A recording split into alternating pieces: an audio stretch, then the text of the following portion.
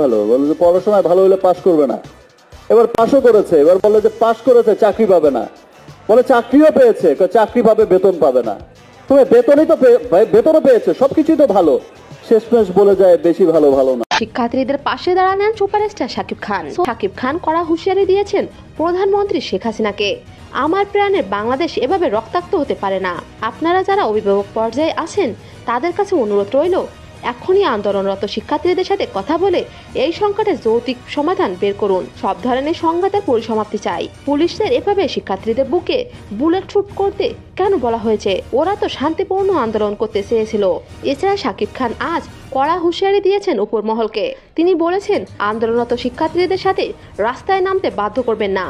তিনি আজ সংবাদ মাধ্যমে প্রধানমন্ত্রীর সামনে বক্তব্য রেখে বলেন, শিক্ষার্থীরা যাই করবে সব তাতেই খারাপ, তাহলে তারা কি করবে? এদিকে 30 বছর পর ছাড়ালে সরকারি চাকরি আর হবে না।